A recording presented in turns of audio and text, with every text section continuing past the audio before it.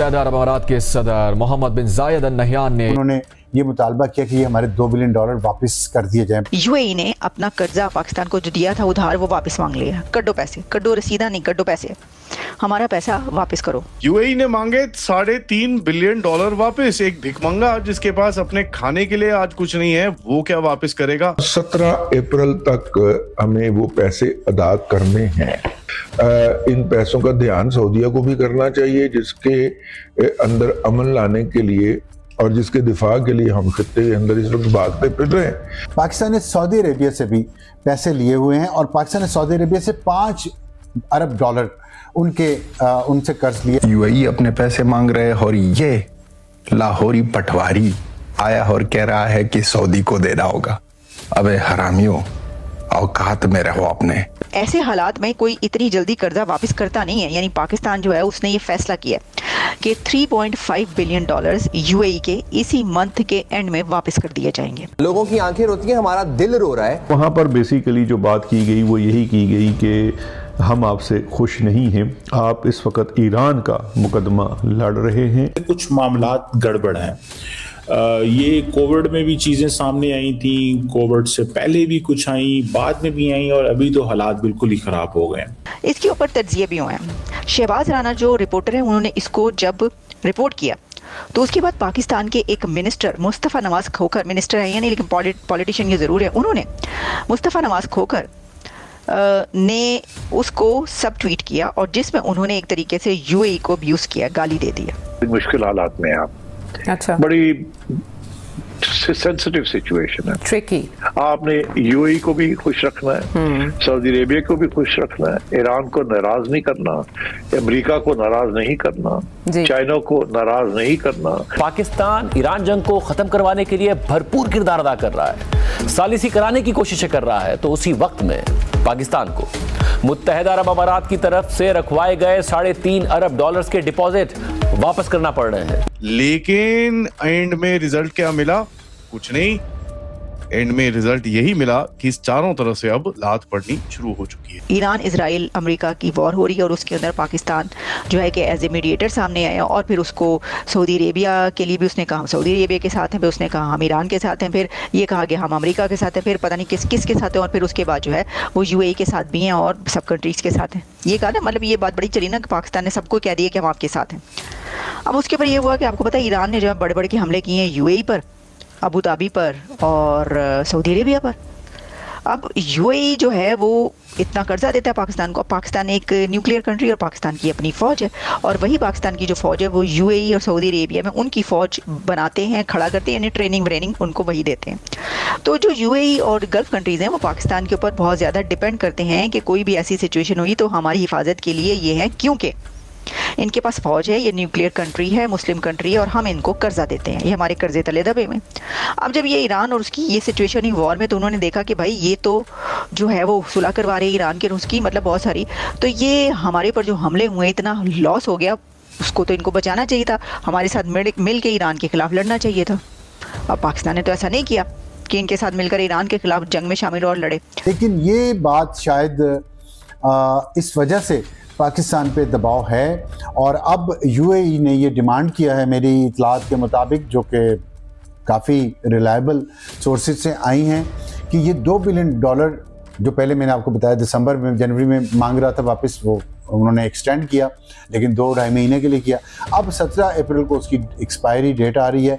उसके बाद उन्होंने ये मुतालबा किया कि ये हमारे $2 बिलियन वापस कर दिए जाएँ। पाकिस्तान ने कोशिश की है, मुज़ाकरात किए हैं, बातचीत की है, जिसको मंजर-आम पर नहीं लाया गया कि ये रोल ओवर मज़ीद हो जाए, लेकिन अब जो मेरी इतलात के मुताबिक ये रोल ओवर नहीं होगा। यूएई इस वक्त सॉलिडली अमेरिका और इजराइल के साथ खड़ा है और आप जो है आप सऊदी अरेबिया के साथ और अमेरिका के साथ तो खड़े हैं, मगर आप ईरान के खिलाफ नहीं खड़े।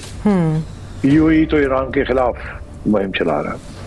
अब मसला आपके लिए ये है कि बड़ी मुश्किल हालात में आप, अच्छा, बड़ी सेंसिटिव सिचुएशन है, ट्रिकी।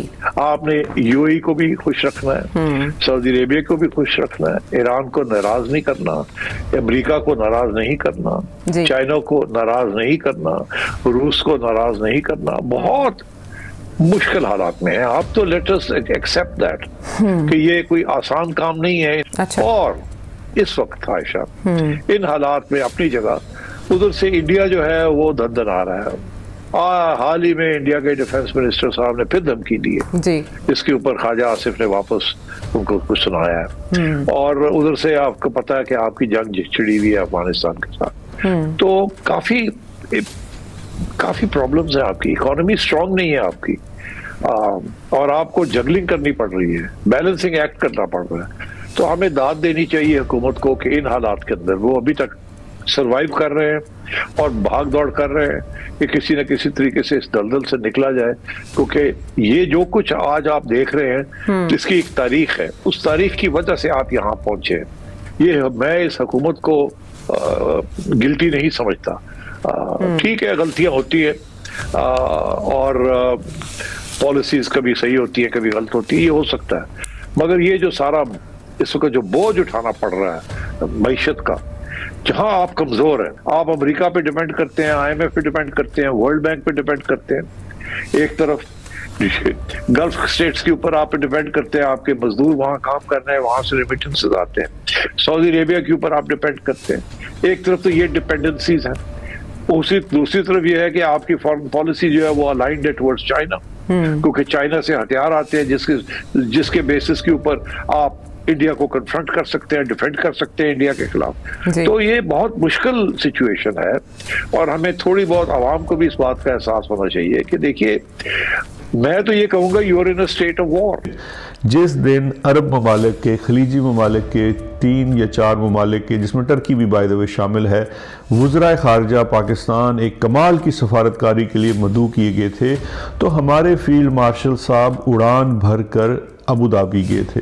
कहा यह जाता है कि वो उड़ान जो थी तलबी की बुनियाद के ऊपर भरी गई थी, क्योंकि वहाँ पे सब अच्छा नहीं था। UAE में बुलाकर जो वहाँ उस दिन बातें हुई, उस दिन भी मैं आपको याद कराता चलूँ तो मैंने ये अर्ज़ की थी कि ये जो मुलाकात है ये 2 में से एक बात हो सकती है।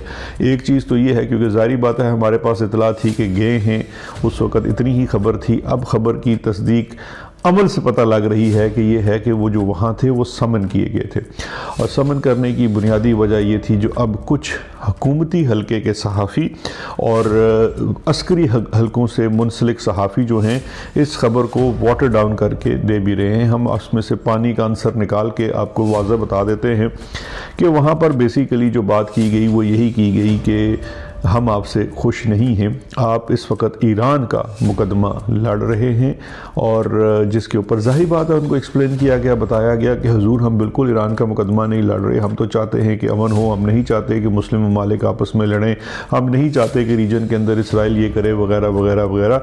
लेकिन आगे से UAE की जानिब से कोई बात नहीं सुनी गई है। उन्होंने अपने एहसान गिनवाए और अपने एहसान दोहराए जो डायरेक्टली या इनडायरेक्टली पाकिस्तान की आवाम, फौज और दीगर लोगों के ऊपर ज़ाती तौर पर भी किए गए। अगर आपको वीडियो पसंद आए तो चैनल को सब्सक्राइब करें और बेल आइकन को जरूर दबाएं ताकि आपको ऐसे ही लेटेस्ट वीडियो की नोटिफिकेशन मिलती रहे। Thank you for watching. मैं हूं विवेक, मिलते हैं नेक्स्ट वीडियो में। Stay updated and stay safe.